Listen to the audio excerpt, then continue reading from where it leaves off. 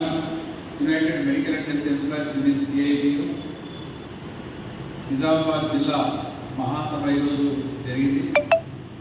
ఈ మహాసభ సందర్భంగా కొన్ని తీర్మానాలు చేశాం. రాష్ట్ర ప్రభుత్వం వైద్య ఆరోగ్య శాఖ పట్ల చాలా తీవ్ర నిర్లక్ష్యంతో ఉంది.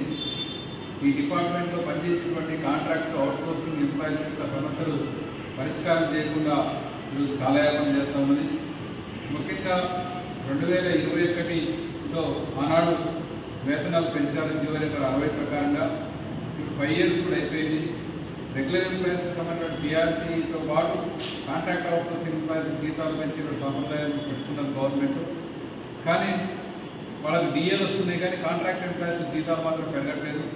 కాబట్టి కాంట్రాక్ట్ ఎంప్లాయీస్కి అందరికీ అవుట్సోర్సింగ్ ఈ డిపార్ట్మెంట్లో ఉండే వాళ్ళకందరికీ కూడా పెరిగిన ధరలకు అనుగుణంగా వెంటనే జీతభత్యాలు పెంచాలని చెప్పేసి ఒక తీర్మానం చేయడం కూడా జరిగింది. ఇందులో ప్రధానంగా మనం చూసుకుంటే తక్షణ సమస్యలు కొన్ని మన డిపార్ట్మెంట్లో ఉన్నాయి. ఈరోజు అర్బన్ హెల్త్ సెంటర్స్లో, అర్బన్ ప్రైవేట్ హెల్త్ సెంటర్లో పనిచేసేటువంటి ఇంటి స్థాయిలో ఉన్నటువంటి సీఓలు కావచ్చు, మెడికల్ ఆఫీసర్ అసిస్టెంట్ కావచ్చు, లేకపోతే వాచ్మెన్ వార్డ్ ఎంప్లాయీస్ కావచ్చు, వాళ్ళకు బాగా అన్యాయం జరిగింది. 510 జీవో ప్రకారంగా గత 5-6 సంవత్సరాలుగా వీళ్ళకి అమలు చేయకుండా జీతాలు పెంచుకోవడం చాలా అన్యాయం చేశారు. చాలా తక్కువ జీతాలకి వెట్టి చాకరీ చేస్తున్నారు. కాబట్టి వాళ్ళందరినీ ఎన్హెచ్ఎంలో మొత్తం కలిపేసి అన్ని క్యాడర్స్తో సమానంగా జీతభత్యాలు పెంచి వాళ్ళకి వేరియన్స్ కూడా ఇవ్వాలని చెప్పి మేము డిమాండ్ చేస్తూ ఉన్నాం. అదే సందర్భంలో 104 సేవల్ని గత ప్రభుత్వం రద్దు చేసింది. వాళ్ళందరికీ 525 మందిని రాష్ట్రంలో కొంత డ్రైవర్స్ని, డిఓని అందరూ కూడా ట్రాన్స్ఫర్ ఎంప్లాయీస్ని కూడా వాళ్ళ సర్దుబాటులో డిఎంఈ పనులు చేస్తున్నారు. కానీ సొంత జిల్లాలో చేయకుండా పక్క జిల్లాలో ఇస్తున్నారు. వాళ్ళకి ఇచ్చే తక్కువ జీతాలతో పక్క జిల్లాలకి డ్యూటీ చేయాలంటే అది సాధ్యమయ్యే పరిస్థితి కూడా లేదు. ఎందుకంటే కుటుంబాలు ఎస్టాబ్లిష్ అయిన తర్వాత ఆ జాబ్ కోసం 100 కిలోమీటర్ల దూరం వెళ్ళి రావడం అటువంటిది అసాధ్యం. అందుకే సొంత జిల్లాలోనే ఇతర వైద్య పరిషత్ కావచ్చు, డిహెచ్ పరిధిలో కావచ్చు, మెడికల్ కాలేజీలో కానీ ఎక్కడైతే వేకెన్సీస్ ఉన్నాయో సొంత జిల్లాలకు తక్షణమే బదిలీ చేసి ఆ రకంగా ఉద్యోగాలు కొనసాగించాలని చెప్పేసి మేము డిమాండ్ చేస్తూ ఉన్నాం. ఇదే కాకుండా ఆరోగ్యశ్రీ వాళ్ళకు సంవత్సరం అయిపోయింది. మంత్రి హామీ ఇచ్చారు, సెక్రటరీ హామీ ఇచ్చారు, సీఈఓ హామీ ఇచ్చారు. వాళ్ళకి డిఈఓ క్యాడర్ కింద జీతాలు 19,500 రూపాయలు చేస్తామని చెప్పి రాష్ట్ర మంత్రి హామీ ఇచ్చినా కూడా ఈరోజు 1 year అయిపోయిన ఫైల్ క్లియర్ కాకుండా ఫైనాన్స్ డిపార్ట్మెంట్లో పెండింగ్లో పెట్టారు.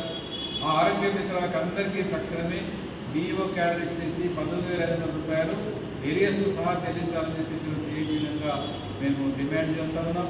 అలాగే అదే రకంగా క్షేత్రస్థాయిలో పనిచేసే పిల్లర్ క్యాడర్ ఏఎన్ఎంస్, అది కాంట్రాక్ట్ ఏఎన్ఎంస్ పెద్ద సంఖ్యలో 60,000 ఉన్నారు. వీళ్ళకి సంబంధించినటువంటి పరివారం పెరిగిపోయింది. ఆన్లైన్, ఆఫ్లైన్ సర్వేలు, ఎన్సీడీలు, ఏఎన్సీలు, ఇమ్యునైజేషన్లు, రకరకాల ప్రోగ్రామ్స్ పెట్టి ప్లస్ చేసి పడేస్తున్నారు. విపరీతమైన పరివారం పెరుగుతూ ఉంది. కాబట్టి ఏఎన్ఎం యొక్క పరివారం తగ్గించాలి, సమాన పనికి సమాన వేతనం ఇవ్వాలని చెప్పేసినట్టు మొత్తం రాష్ట్ర వ్యాప్తంగా అందరికీ అమలు చేయాలని చెప్పేసి మేము డిమాండ్ చేస్తూ ఉన్నాం. ఇదే కాకుండా ప్రధానంగా తెలంగాణ రాష్ట్రంలో ఒక 6,000 పోస్టులు ఉన్నటువంటి పారామెడికల్ పోస్టులు ఈరోజు స్టేట్ గవర్నమెంట్ నోటిఫికేషన్లు ఇచ్చింది. దాంట్లో నర్సింగ్ ఆఫీసర్లు, ల్యాబ్ టెక్నీషియన్లు, ఫార్మాసిస్టులు, అలాగే ఏఎన్ఎంస్ ఈ రిక్రూట్మెంట్ కంప్లీట్ చేయకుండా కార్యయాపన చేస్తున్నారు. ఎలక్షన్ కోడ్ పేరిట కార్యయాపన చేస్తున్నారు. తక్షణమే 6,269 పోస్టులు పారామెడికల్ పోస్టులు వెంటనే భర్తీ చేయాలని చెప్పి కూడా మేము డిమాండ్ చేస్తూ ఈ పోరాటం చేస్తూ ఉన్నాం. అలాగే హాస్పిటల్స్లో పనిచేసే వాళ్ళు, పేషెంట్ కేర్, శానిటేషన్, స్వీపర్లు, సెక్యూరిటీ గార్డ్స్, వీళ్ళకందరికీ సక్రమంగా నెల జీతాలు ఇవ్వకుండా ఇబ్బంది పెడుతున్నారు. ఈరోజు 104 వాళ్ళకి 6 నెలల జీతాలు లేని పరిస్థితి మనం చూస్తున్నాం. ఎన్హెచ్ఎం వాళ్ళకి 3 నెలల జీతాలు లేవు, వసతిదారుల వాళ్ళకి 3 నెలల జీతాలు లేవు. ఎవరికి చూసినా జీతాలు లేని పరిస్థితులు మనం చూస్తూ ఉన్నాం. కాబట్టి హాస్పిటల్ క్షేత్రస్థాయిలో పనిచేసే వర్కర్లకు కూడా జీతాలు పెంచాలి, పెండింగ్ జీతాలు ఇవ్వాలని చెప్పేసి డిమాండ్ చేస్తున్నాం.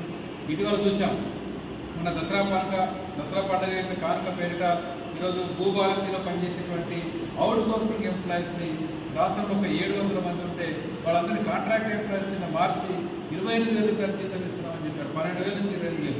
మరి ఈ కాలంలోనే మరి మిగిలిన వాళ్ళకి ఎందుకు అప్పని చేయరు, ఎందుకు అవుట్సోర్సింగ్ రద్దు చేయరు?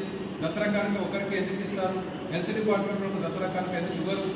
దీపావళి కానుక ఎందుకు ఇవ్వరు? ఎందుకు ఇవ్వచ్చు అని చెప్పి సిఐటిగా ప్రభుత్వాన్ని ప్రశ్నిస్తూ ఉన్నాం. తక్షణమే ఈ సమస్యలు పరిష్కారం చేయకపోతే రాబోయే కాలంలో పెద్ద ఎత్తున మా సిఐటి యూనియన్ మొత్తం మెడికల్ డిపార్ట్మెంట్లోని ఉద్యోగ సమస్యలపైన పోరాటాలు పెద్ద ఎత్తున చేస్తుందని చెప్పేసి ప్రభుత్వానికి హెచ్చరిక మేము చేస్తున్నాం.